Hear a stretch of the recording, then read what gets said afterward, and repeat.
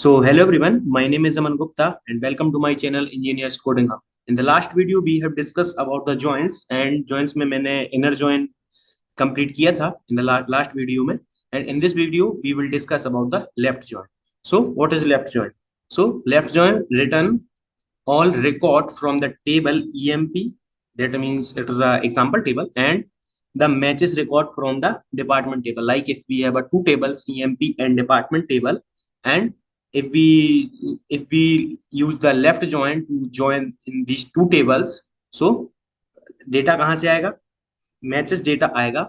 If there is no matches then resultant will be null right side. Okay, so ये क्या कह रहा है कि दो टेबल हैं EMP एंड डिपार्टमेंट टेबल. अगर अपन लेफ्ट ज्वाइन करते हैं on the basis of common column, in last video में डिस्कस किया था कि अगर अपन ज्वाइन किसी चीज पे परफॉर्म करते हैं देन वहां पे एक कॉमन अपने पास कॉलम होना ही चाहिए, like DPT ID, department ID, इन दोनों में कॉमन है. सो लेफ्ट ज्वाइन में ये होता है कि लेफ्ट साइड मतलब जो पहली टेबल है दिस इज एम्प्लॉय टेबल.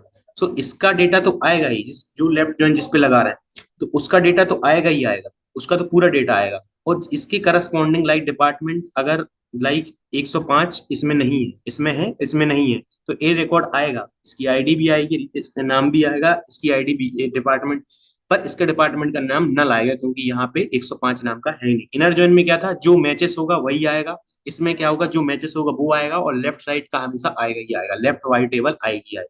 तो अपन मान के चल रहे हैं कि ईएमपी लेफ्ट टेबल है. Okay, so this is my resultant table. Like इसमें लेफ्ट के पूरे रिकॉर्ड आएंगे, लेफ्ट के 105, 106, 103, लेफ्ट मींस ये पूरे आएंगे. लेकिन एक बात ध्यान रखना, 110 इसमें है, इसमें नहीं है, तो ये नहीं आएगा क्योंकि ये राइट वाली टेबल है डिपार्टमेंट. और लेफ्ट जॉइन में केवल लेफ्ट वाली पूरी टेबल आती है और जो कॉमन डेटा के हिसाब से डेटा आता है वो भी आएगा. तो लाइक ये कॉमन डेटा के हिसाब से ये आया एंड लेफ्ट वाले डेटा में लेफ्ट वाला डेटा भी आया. अगर इसका मतलब इसमें डिपार्टमेंट आईडी नहीं थी, डिपार्टमेंट नेम नहीं था, तो नल आया. तो लेट्स सी द एग्जांपल. सो इसका सिंटेक्स क्या होता है, अपन को जो सिलेक्ट करना है वो कॉलम, लाइक लास्ट वीडियो में मैंने देखा था, अपन ने देखा था. तो EMP ID, EMP name, department name from EMP. This is my left table and this is my right table. बीच में जो left join लगा हुआ है this is clause, left join का clause है. And on the basis of this condition, जहाँ department ID, employee की department ID and department की department ID same हो. So let's execute an ID so it will more clarify to you. Good. Okay, so this is my employees table and this is my department table.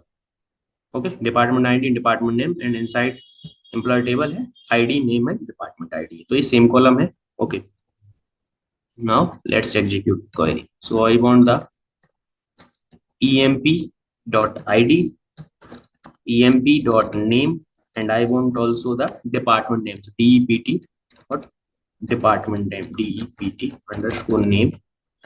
From in MySQL database we need to inform the data, mention the database name also, and EMP table from EMP and I want perform the left join, then we need to use the left join. This is left join clause, तो ये left join कर देगा dot dept. So this is department table. Okay, on some condition like emp.id dept underscore id is equal to department dept की department id dot dept underscore id. So let's execute it and you can see the result. Like we have जिसकी department id दूसरी table में थी तो उसका department का नाम आया है.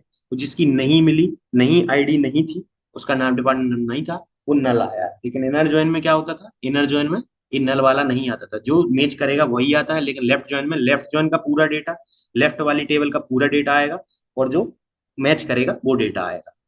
Okay, so this is all about the left join, very simple. Okay, thank you.